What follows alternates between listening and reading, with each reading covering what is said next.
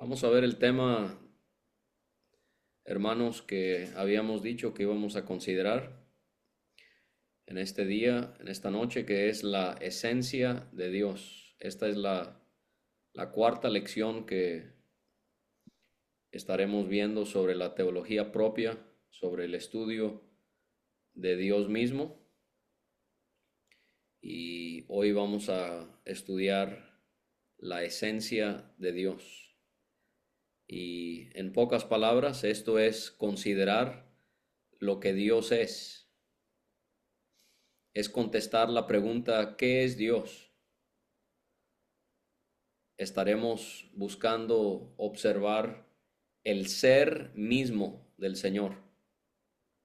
La palabra esencia en griego es la palabra ousia, que significa ser o sustancia. Ahora, no es lo mismo hablar, hermanos, de la esencia de Dios y de la naturaleza de Dios. No es lo mismo estudiar esos dos aspectos de la persona de Dios. Porque si estudiáramos su naturaleza, nos enfocaríamos en cómo es Dios. Cuando vemos la naturaleza de Dios es tratar de contestar la pregunta, ¿cómo es Dios? ¿Cómo es Dios? Examinar la naturaleza del Señor sería buscar entender cómo es que Dios revela su esencia. Entonces, solo eh, para resumirlo, esencia tiene que ver con lo que Dios es, contesta la pregunta ¿qué es Dios? Es ver el ser mismo del Señor. Naturaleza se enfoca en hacernos ver cómo es Dios, en contestar la pregunta ¿cómo es Él? Es examinar la naturaleza del Señor y buscar cómo Él revela su esencia. Entonces sí están relacionados estos dos términos, pero no se refieren a lo mismo. Una cosa es la esencia de Dios y otra es su naturaleza. La palabra naturaleza en griego es la palabra physis, que se refiere al modo o al carácter de un ser. Y nosotros vamos a estudiar en algunas semanas más la naturaleza de nuestro Dios cuando observemos sus atributos. Así que vamos a dejar el tema de la naturaleza de nuestro Dios para más adelante. Hoy vamos a mirar su esencia. Abrakel, el teólogo holandés del siglo XVI, él señala que hay palabras utilizadas en el Nuevo Testamento que aluden tanto a la esencia y a la naturaleza de Dios. Y esto me pareció interesante porque siempre es bueno estar seguros de que estamos enseñando algo que realmente tiene una base bíblica y no solamente algo de lo que hablan los eruditos. Y me llamó la atención cómo Abrakel él demuestra que es correcto hablar de la esencia y de la naturaleza de Dios. Porque si usted fuese a Romanos 1:20 y Colosenses 2:9, usted encontraría la palabra deidad, la palabra deidad. Y nosotros podemos ver que en cuanto a eso se utilizan dos palabras distintas, pero obviamente relacionadas la una con la otra. En un pasaje está la palabra theotes en griego, que significa naturaleza divina, y deidad en el otro pasaje es una palabra muy parecida en el griego, que es theotes, que significa el estado del ser de Dios. Entonces podemos ver esos términos relacionándose tanto con la naturaleza divina de Dios o con el estado del ser de Dios. Este hermano holandés de hace más de 400 años, él también señala que en Gálatas 4:8 leemos: en aquel tiempo cuando ustedes no conocían a Dios, eran siervos de los que por naturaleza no son dioses. Ahí tenemos otra ocasión en la que ese término es empleado. Eran siervos de los que por naturaleza no son dioses. La palabra allí, naturaleza, es la palabra que ya mencioné en griego, physis, que tiene que ver con la naturaleza de Dios. O también pudiésemos ir a Filipenses 2:6, donde leemos en cuanto al Dios encarnado, que Él existía en forma de Dios. Forma, la palabra allí en griego morfe, que se refiere a la forma o a la apariencia externa de Dios. Así que ahí tenemos pasajes que nos hacen ver que hay este asunto de la esencia y de la naturaleza de Dios. Y hermanos, como debe ser en todo asunto que tiene que ver con nuestro Señor, siempre necesitamos recordarnos, siempre necesitamos estar al tanto y estar convencidos de que jamás, lo quiero enfatizar, que jamás podamos perder de vista lo cuidadosos que debemos ser a la hora de estudiar a Dios, pero también lo privilegiados que somos al estudiar el ser de Dios.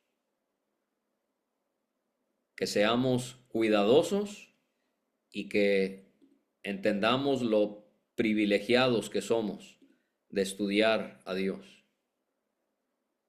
Cito también a Wilhelmus Abrakel, de quien ya hice referencia. Él escribió en el primer volumen de su obra teológica titulada El servicio razonable del cristiano: ahora procederemos a nuestra consideración de Dios mismo.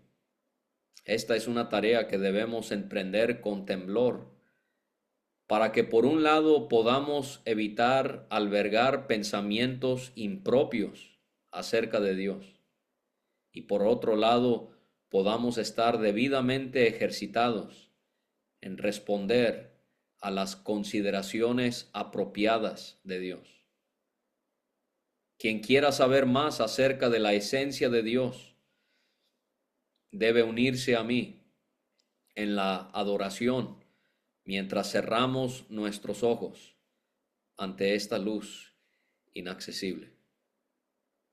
Y eso es tan cierto, hermanos, lo que nos dice Wilhelmus Abrakel, que Dios nos libre de aproximarnos a Él, a su palabra, con un sentido de que ya lo sabemos o que ya estamos acostumbrados a lo que vamos a considerar, sino que podamos siempre aproximarnos al Señor con este sentido de maravilla, de asombro, que nunca me acerque a Él por obligación, porque tengo que preparar una lección para la escuela dominical o para la adoración familiar en casa, o porque voy a predicar a los hermanos, voy a enseñar la palabra, sino que lo hagamos como nos sugiere aquí este hermano de Holanda de antaño, que podamos hacerlo adorando a nuestro Dios.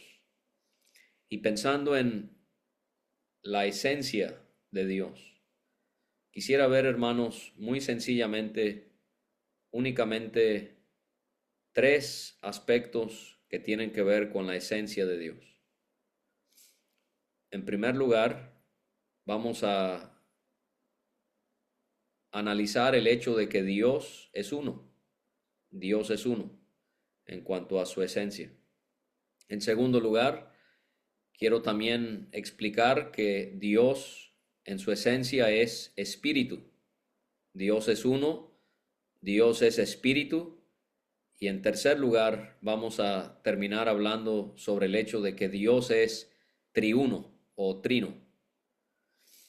Y pensando en estos tres aspectos, hermanos, yo quiero disculparme con ustedes que voy a hablar de la esencia de Dios de una manera tan pobre.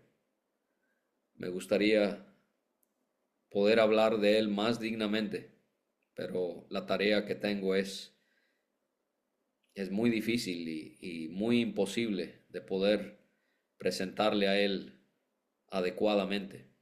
Pensando en el hecho de que Dios es uno, hay por lo menos cuatro cosas que podemos decir con toda seguridad en cuanto al hecho de que Dios es uno. Y es, en primer lugar, que la Escritura asevera muy claramente que existe un solo Dios.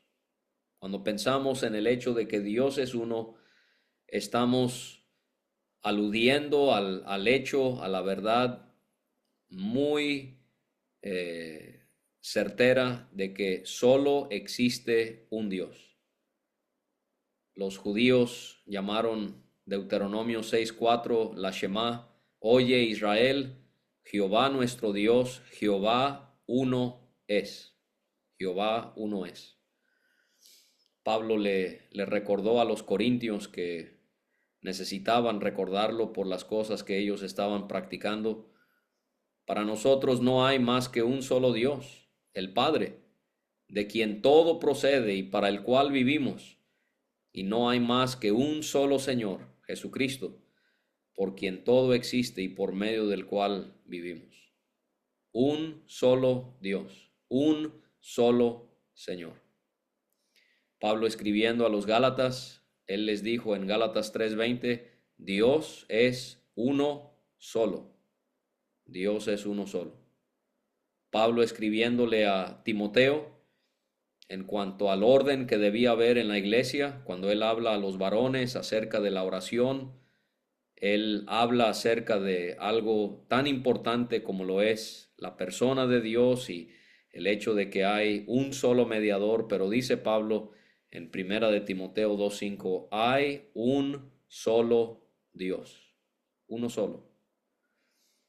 Y yo sé que nadie que me está escuchando es un politeísta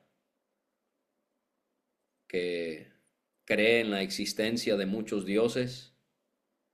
Yo sé que nadie que me está escuchando es idólatra, que tiene ídolos en su hogar que venera. Entonces, no tengo que enfatizar esto en ese sentido de convencerles de que hay un solo Dios. Pero lo que sí, hermanos, puedo hacer es recordarles que qué bendición que ese único Dios es nuestro Dios.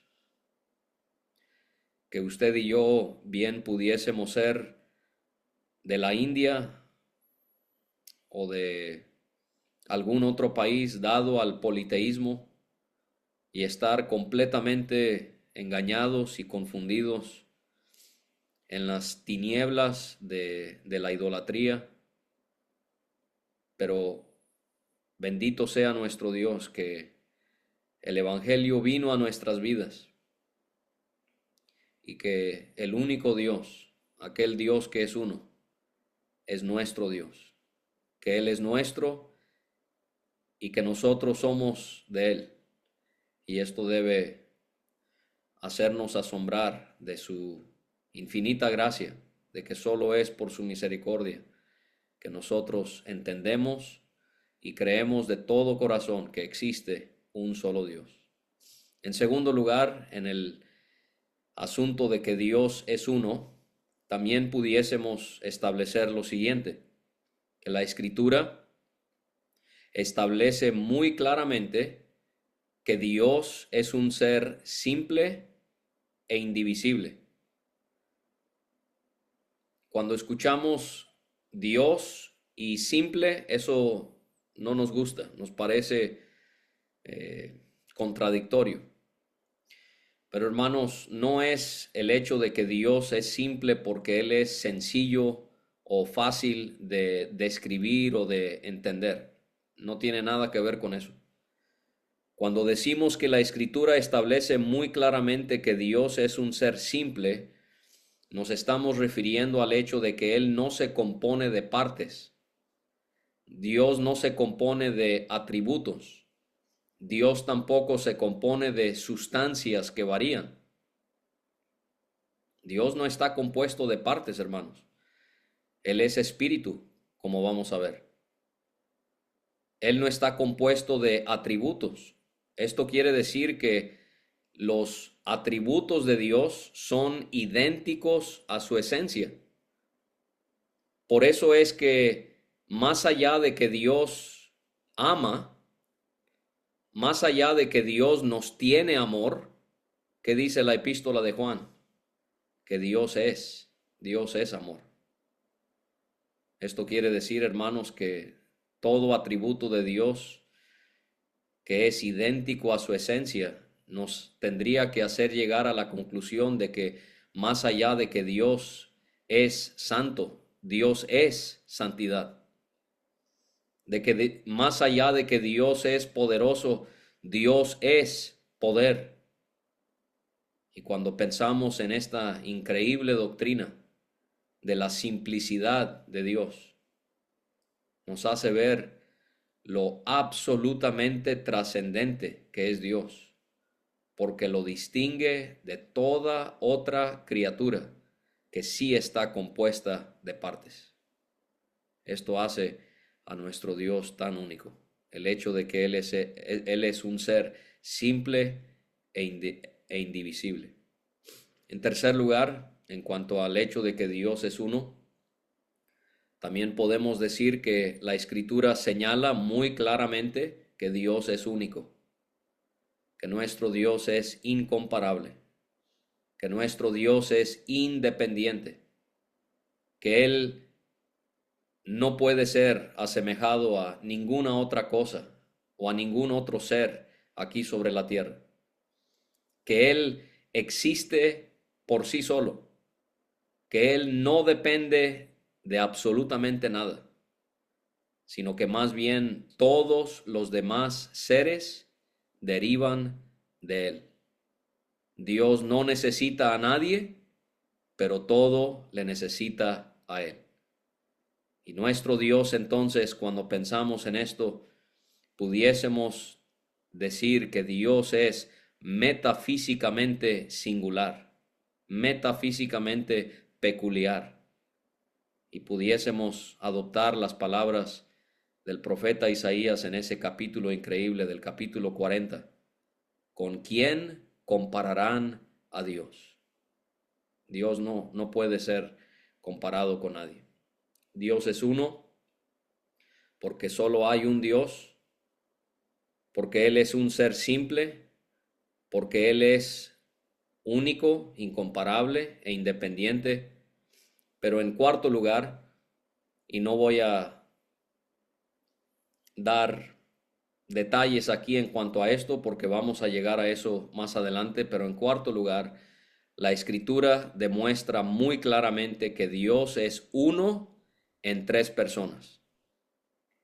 Y eso de una manera muy obvia se relaciona con el hecho de que nuestro Dios es uno, la unidad de nuestro Dios, que Dios es un solo Dios en tres personas. Pero como dije, eso vamos a examinarlo en unos momentos más. Eso es lo que yo quería compartirles en cuanto al hecho de que Dios es uno, en cuanto a su esencia. En segundo lugar, cuando pensamos en la esencia de Dios, cuando pensamos en cómo responder a la pregunta ¿qué es Dios? Cuando buscamos considerar lo que Dios es, no tanto su naturaleza, como dijimos, que es contestar la pregunta ¿cómo es Dios? Eso lo haremos en unas semanas más, pero cuando pensamos en qué es Dios en su esencia, Dios es uno, pero en segundo lugar también tendríamos que decir, en base a lo que nos dice la Escritura, es que Dios es espíritu. Dios es espíritu.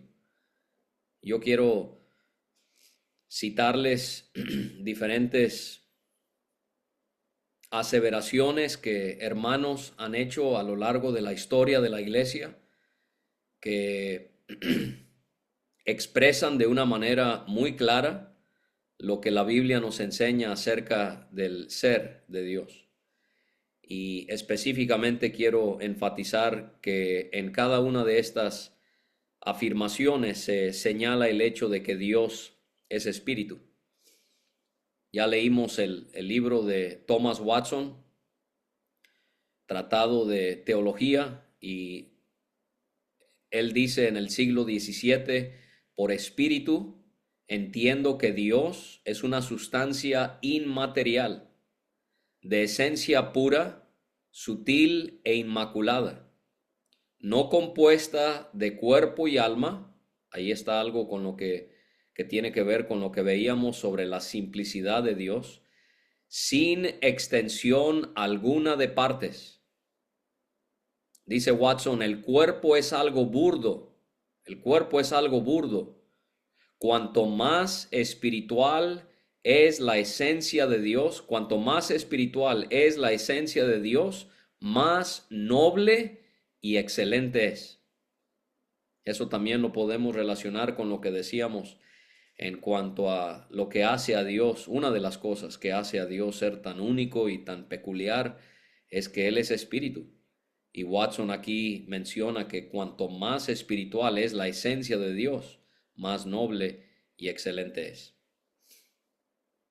Yo quiero recomendarles, hermanos, una vez más que no solamente nos beneficiemos de los escritos de los hermanos puritanos como Watson, como Swinock, que estamos leyendo ahora su libro, pero también de confesiones y de catecismos que fueron redactados hace mucho tiempo, que tuvieron como propósito establecer cuáles son las verdades fundamentales de la fe cristiana, para que pudiésemos estar claros en qué es lo que creemos y por qué es que lo creemos. Y también porque se facilita en la enseñanza, tanto a la iglesia como a nuestras familias. Y por ejemplo, los hermanos puritanos, ellos en la Confesión de Westminster, en el capítulo 2, en la sección 1, ellos dicen, no hay sino un solo Dios, el único viviente y verdadero, quien es infinito en su ser y perfecciones, y aquí está, espíritu purísimo, espíritu purísimo, invisible, sin cuerpo, miembros o pasiones, inmutable, inmenso, eterno, incomprensible, todopoderoso, sabio, santo, libre, absoluto, que hace todas las cosas según el consejo de su propia voluntad, que es inmutable y justísima y para su propia gloria. También Dios es amoroso, benigno y misericordioso, paciente, abundante en bondad y verdad, perdonando toda iniquidad, transgresión y pecado, galardonador de todos los que le buscan con diligencia, y sobre todo muy justo y terrible en sus juicios, que odia todo pecado y que de ninguna manera dará por inocente al culpable. Los hermanos puritanos también, pero ahora en el Catecismo Mayor de Westminster, en la pregunta número 7, donde se pregunta en cuanto a cómo es Dios, ellos contestan diciendo, Dios es espíritu en sí y por sí mismo, infinito en su ser, gloria, bienaventuranza y perfección, todo suficiente, eterno, inmutable, incomprensible, omnipresente, todopoderoso, omnisciente, sapientísimo, santísimo, justísimo, misericordiosísimo y lleno de gracia, tardo para la ira y abundante en bondad y verdad. Y algo parecido encontramos en la Confesión Belga, en el artículo 1, todos creemos en nuestros corazones y confesamos con nuestros labios que hay un solo ser simple y espiritual, que llamamos Dios, eterno, incomprensible, invisible, inmutable, infinito, todopoderoso, completamente sabio, justo y bueno, y fuente inagotable de todo bien.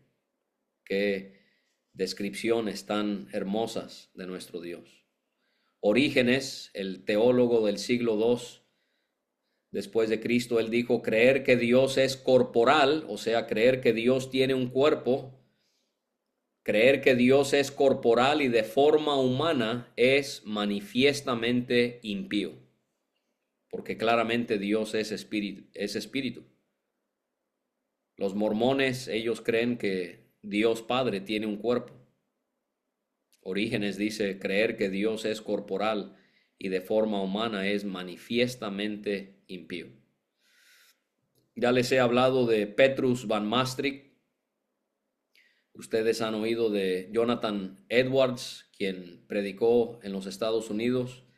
Dios lo usó a él y a otros para traer el gran avivamiento en los años 1700. Él famosamente predicó pecadores en las manos de un Dios airado. Y Van Maastricht, Edwards, él dijo que aparte de la Biblia, Van Maastricht escribió lo mejor que él había leído en su Biblia, en su vida. Aparte de la Biblia, lo que mejor había leído eran sus escritos. Y estaba viendo que Van Maastricht, él enseña y él hace ver que Dios no puede sino solo ser espíritu. Y él da las siguientes razones. En primer lugar, él es el ser absolutamente primero, que rechaza la idea de las partes corporales, ya sea que preexistieran a su plenitud o que coexistan ahora con él. Número 2, Van Maastricht dice que Dios no puede tener cuerpo y solo debe ser espíritu porque Él es independiente. Y él cita o él menciona Romanos 11:36 como base a ello. En tercer lugar, dice Van Maastricht, porque Dios es simple y muy simple. Y él añade esto para explicar lo que quiere dar a entender, que Dios no es una conglomeración de partes humanas. Número 4, Dios no puede sino solo ser espíritu porque Él es infinito, lo cual no pudiera ser cierto de un ser hecho de partes finitas, ¿no? Número 5, dice de Dios que Él es inmutable e incorruptible, y lo basa en Santiago 1:17. Y dice Van Maastricht, lo cual no puede admitirse en relación a cuerpos y compuestos que pueden disolverse. No podemos decir de un cuerpo que es inmutable o incorruptible, pero de Dios sí. ¿Por qué? Porque Él no tiene cuerpo, Él es espíritu. Y Van Maastricht, él dice en sexto lugar, él dice, Dios no puede sino solo ser espíritu porque Él es el más perfecto. Él es el más perfecto. Y esto lo identifica considerando Mateo 5:48. Y dice él, y por la confesión de todos, un espíritu es en muchas maneras más perfecto que un cuerpo. Van Maastricht también explica, aparte de esas 6 razones por las que Dios no puede sino solo ser espíritu, él explica que Dios no es un espíritu en un sentido metafórico ni analógico, no. Él afirma más bien Dios es espíritu en un sentido especialmente propio y unívoco, porque está muy alejado de cualquier tipo de composición. Así que hermanos, en su esencia, Dios es uno. En segundo lugar, Dios es espíritu. Y en tercer lugar, por último, quiero que consideremos que cuando estudiamos la esencia de Dios, también tendríamos que afirmar que Dios es triuno o trino. Y quiero ver distintos encabezados en cuanto a esto. En primer lugar, pensando en que Dios es trino o triuno, primero una definición. ¿A qué nos referimos cuando decimos que Dios es triuno o trino? Bueno, las palabras triuno o trino significan triunidad o unidad en la Trinidad. Esta palabra tiene como función aseverar la gran verdad que ya mencionamos, que hay un solo Dios en tres personas que son Padre, Hijo y Espíritu Santo. Me llamó la atención porque un teólogo explica cómo es que no hay nada indebido en hablar de las tres personas en la Trinidad, porque él señala que es bíblico. Alguien pudiese cuestionar por qué hablan de Dios en tres personas si Él es Dios, Él es Espíritu y nosotros somos personas. Y él dice, realmente no hay nada antibíblico en hablar así.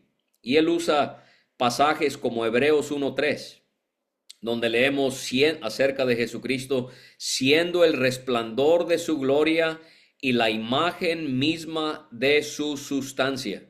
Está hablando de Cristo en relación a su Padre. Entonces, está hablando el escritor a los Hebreos acerca de la sustancia de Dios. Y la palabra sustancia puede referirse en el griego a la palabra persona. Entonces, bien se pudo haber traducido ese texto siendo el resplandor de su gloria y la imagen misma de su persona.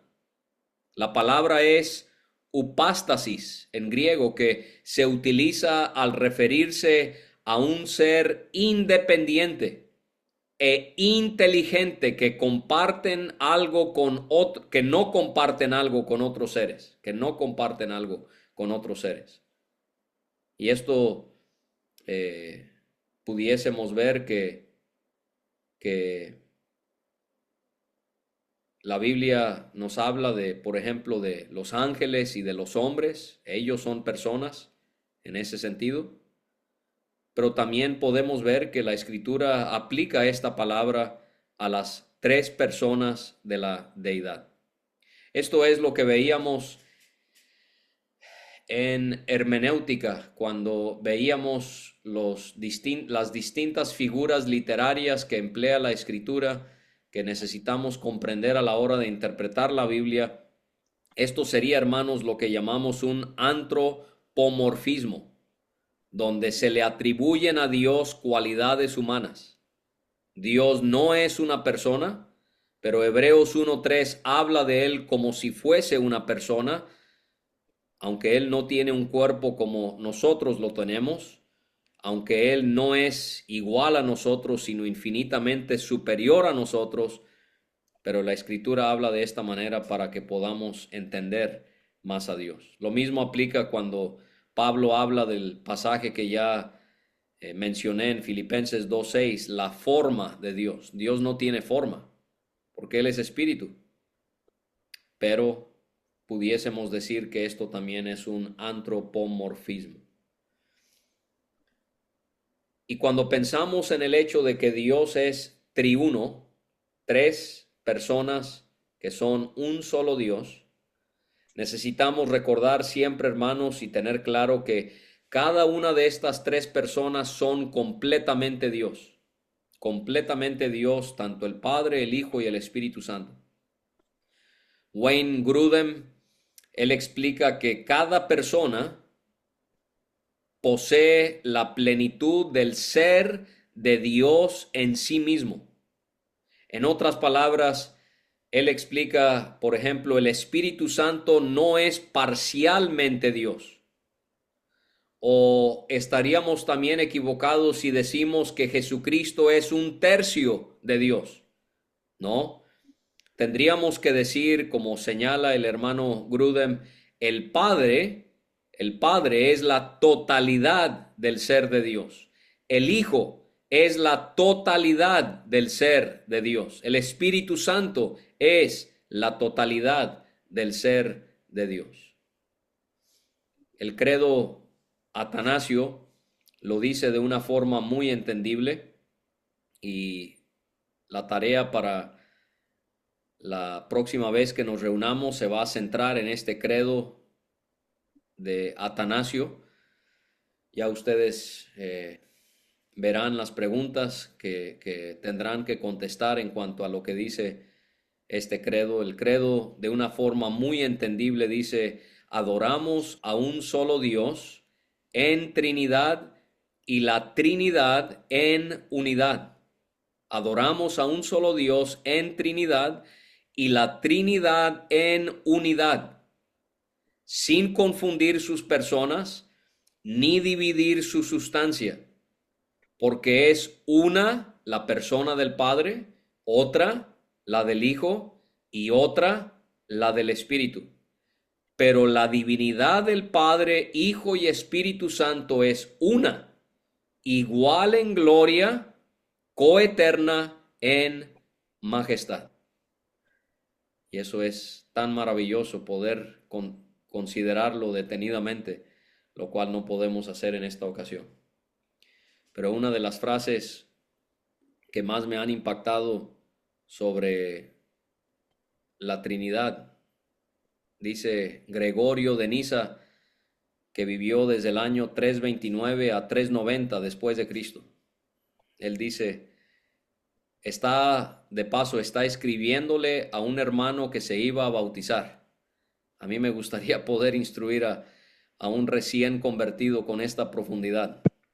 Dice Gregorio de Niza a este hermano nuevo en la fe: esto te doy para que compartas y defiendas toda tu vida la única divinidad y poder que se encuentra en los tres en unidad y que comprende a los tres por separado, no desiguales en sustancias o naturalezas, ni aumentados ni disminuidos por superioridades o inferioridades, en todos los aspectos iguales, en todos los Allá. aspectos,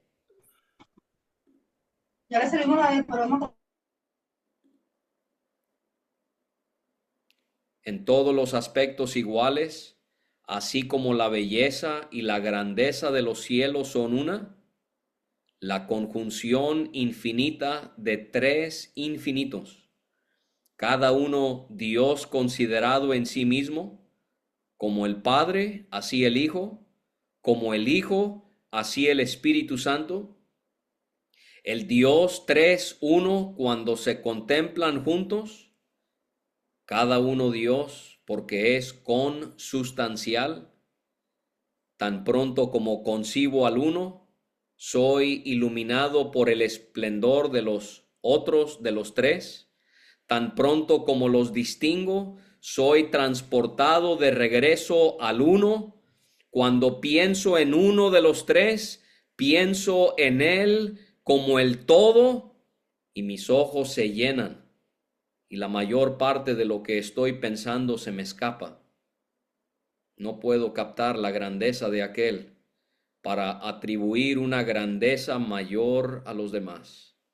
Cuando contemplo a los tres juntos, solo veo una antorcha y no puedo dividir ni medir la luz indivisa. Eso debe dejarnos estupefactos. La definición de que Dios es un Dios triuno. Algunas descripciones, hermanos, en cuanto a este Dios trino. En primer lugar, diríamos acerca del Padre, del Hijo y del Espíritu, que ellos gozan de algo que pudiésemos llamar coesencia. O sea, las tres personas tienen la misma esencia en común. El Hijo es la misma divinidad que el Padre y el Espíritu Santo es de la misma divinidad que el Padre y el Hijo. Coesencia. En segundo lugar, coigualdad. Coigualdad. Que no hay persona dentro de la Trinidad que sea más divino en comparación a los demás. Ellos pueden tener distintos roles, pero eso no niega la gran verdad que los tres son iguales en esencia. Coesencia, coigualdad y, en tercer lugar, coexistencia. El hecho de que los tres existen a la misma vez. rechazamos por completo la herejía del modalismo, que enseña que en un tiempo existió el Padre, que después existió el Hijo y que ahora el que existe es el Espíritu Santo. Esa es una terrible herejía. No creemos en la coexistencia dentro de la Trinidad, que los tres existen a la misma vez. Yo quiero hacer una aclaración. Yo personalmente no tengo la costumbre de hablar de esta manera, pero quiero explicar el motivo por el cual algunos sí lo hacen, solo para que estemos claros y para que veamos que realmente no está tan mal hablar de esa manera. Entonces, solo es como de paso, no es algo que yo hago, no es algo que yo estoy diciendo que ustedes deben implementar si no lo dicen de esta manera, pero a veces escuchamos algo y lo rechazamos, pero realmente no sabemos por qué es que se habla de esa manera. Y me refiero a lo siguiente, que por muchos años, y en la actualidad también, maestros de la Biblia hablan de las tres personas de la Trinidad de la siguiente manera: que el Padre es la primera persona de la Trinidad, que el Hijo es la segunda persona de la Trinidad y que el Espíritu Santo es la tercera persona de la Trinidad. Y escuchamos eso y decimos, no, eso está mal, porque los tres gozan coesencia, coigualdad, coexistencia. Pero hermanos, vamos a detenernos un poco y analizar por qué es que maestros bíblicos han hablado de esa manera y se sigue hablando de esa manera en la actualidad. Cuando ellos hablan así, ellos no se están refiriendo a rango o a tiempo. No están diciendo que el Padre es más importante que el Hijo y que ellos dos son más importantes que el Espíritu. Eso no es lo que tienen en mente. Tampoco tienen en mente cuestiones de tiempo, que uno ha existido por más tiempo que otro. No. Ellos hablan de esa manera porque ellos ven que hay un orden, pero de relación y de distinción. Ellos hablan de esta manera para señalar que hay un orden de relación y de distinción. Por ejemplo, los hermanos puritanos, ellos escribieron en la Confesión de Fe de Westminster: en la unidad de la divinidad hay tres personas, de una misma sustancia, poder y eternidad, Dios Padre, Dios Hijo y Dios Espíritu Santo. El Padre no procede de nadie, ni es engendrado, ni procede de otro. El Hijo es engendrado eternamente del Padre. El Espíritu Santo procede eternamente del Padre y del Hijo. El Padre es llamado, cierro cita ahí, y lo que se está entonces haciendo ver es que el Padre es llamado, hermanos, la primera persona porque Él no es engendrado. El Hijo comúnmente es llamado la segunda persona de la Trinidad porque Él eternamente fue engendrado del Padre. Y el Espíritu Santo es llamado la tercera persona de la Trinidad porque Él procede del Padre y del Hijo. Hay base bíblica, hermanos, para decir esas últimas dos aseveraciones que hice: que el Hijo fue engendrado eternamente por el Padre y que el Espíritu Santo procede del Padre y del Hijo. Estas son cosas que no suelo escuchar, especialmente en el entorno donde yo crecí, pero sí hay bases bíblicas, hermanos, porque claramente leemos que Cristo es el Hijo unigénito de Dios. Y en cuanto al Hijo siendo eternamente engendrado por el Padre, solo para que no quede ninguna duda en nuestras mentes, Francis Turretin, que vivió en los años 1600, él escribió algo que me ayuda mucho a entender esto: es la generación del Hijo es eterna, no física, sino metafísica, no voluntaria, sino natural, no temporal, sino sin principio, no imperfecta, sino perfecta, de modo que el Hijo es en todo igual al Padre. Entonces, de ninguna manera se está sugiriendo que el Hijo es menos Dios que el Padre cuando hay aquellos que hablan de Él como la segunda persona de la Trinidad. Lo único que están expresando es que el Hijo fue eternamente engendrado por el Padre. En cuanto al Espíritu Santo, ¿por qué hablan de Él como la tercera persona de la Trinidad? Porque la Escritura enseña que Él procede del Padre y del Hijo. Esto es en referencia al hecho de que el Hijo envió al Espíritu Santo al mundo por parte de su Padre después de que Él ascendió a los cielos. Leemos en Juan 15:26, Jesús dice, cuando venga el Consolador, el Espíritu Santo, que yo les enviaré de parte del Padre, el Espíritu de verdad que procede del Padre, Él testificará acerca de mí. Otra vez, hermanos, yo no hablo así, primera, segunda, tercera persona de la Trinidad, pero solo estoy explicando esto para que no descartemos o neguemos rotundamente o estemos en desacuerdo cuando alguien sí habla así. Es cuestión de convicción y cómo uno quiera expresarlo. En cuanto al hecho de que Dios es triuno, ya vimos una definición, ya hicimos algunas descripciones. Ahora quiero que finalicemos, hermanos, pensando en que podemos comprobar que Dios es triuno a través de pasajes trinitarios que hay en las Escrituras. Todos gozamos de la bendición sacerdotal en Números 6 del 24 al 26. Jehová te bendiga y te guarde. Jehová haga resplandecer su rostro sobre ti y tenga de ti misericordia. Jehová alce sobre ti su rostro y ponga en ti paz. Y hay aquellos que sugieren algo que es tan hermoso, que realmente estas tres líneas en esta expresión tan poética, en esta bendición pronunciada sobre los sacerdotes, Jehová te bendiga y te guarde, es el Padre guardándonos.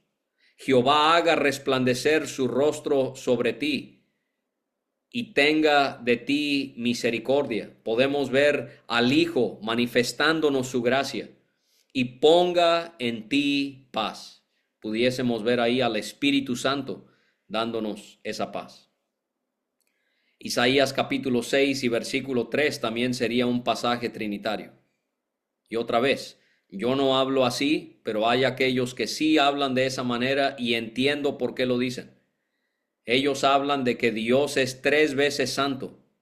Ellos no están tratando de limitar lo santo que Dios es. Ellos están convencidos de que Dios es infinitamente santo, pero ellos hablan de que Dios es 3 veces santo porque ellos interpretan que cuando los serafines dicen santo, santo, santo es el Señor de los ejércitos, toda la tierra está llena de su gloria, es porque se está alabando la santidad del Padre, 1, la santidad del Hijo, 2, la santidad del Espíritu Santo, 3. Hermanos, no seamos tan rigurosos. Usamos tantos términos nosotros que realmente es casi igual, pero como no estamos acostumbrados a algo, es lo peor y lo descalificamos y descartamos. Y hermanos, no nos preocupemos tanto en cuestiones como los fariseos, que si esto, que si aquello. Hermanos, aprovechemos la doctrina y dejemos que estas enseñanzas saturen nuestra mente, nuestro espíritu para adorar realmente al Señor, de dejar atrás ya las contenciones y las divisiones y que si la PA o la P, hermanos, que podamos más bien enfocarnos en admirar a este Dios. Que no, 2 Corintios 13:14 es un pasaje trinitario. Pablo termina su segunda carta a los Corintios, que la gracia del Señor Jesucristo, 1, el amor de Dios, 2, y la comunión del Espíritu Santo sea con todos ustedes, 3. Ahí tenemos las 3 personas de la Trinidad. Mateo 3 nos describe también un pasaje trinitario, la escena del bautismo de Jesús. Cristo, uno, fue bautizado, descendió sobre él el Espíritu Santo, dos, y habló el Padre, tres, desde el cielo. Otro pasaje trinitario, Mateo 28:19, Jesús está a punto de ascender al cielo. Vayan y hagan discípulos de todas las naciones, bautizándolos en el nombre del Padre, uno, y del Hijo, dos, y del Espíritu Santo, tres. Entonces eso es algo que usted pudiera hacer, buscar pasajes trinitarios en las Escrituras. Y por último, tratando de encontrar evidencias que señalan de que Dios es triuno, pudiésemos, hermanos, no solamente ver pasajes trinitarios, pero también estudiar algo de gramática. Es llamativo, increíblemente llamativo, la pluralidad del nombre Elohim, el nombre Dios en la Biblia. Ese nombre, hermanos, está en plural. No está en singular, sino está en plural. Y por razones de gramática, el nombre Elohim se tiene que referir forzosamente, escuche esto, a tres personas o más. No a uno ni a dos, a tres o más. Elohim, en plural. Y lo que también es increíble, hermanos, en la gramática bíblica, es no solamente ver que el nombre Elohim está en plural, tres personas o más, pero cuando este nombre Elohim es utilizado en la Escritura, hay ocasiones que aparece junto con verbos, adjetivos, pronombres o números que también están en plural. Increíble la precisión de las Escrituras, de que aún en la gramática podemos ver a nuestro Dios triuno. Le voy a dar 5 ejemplos para terminar.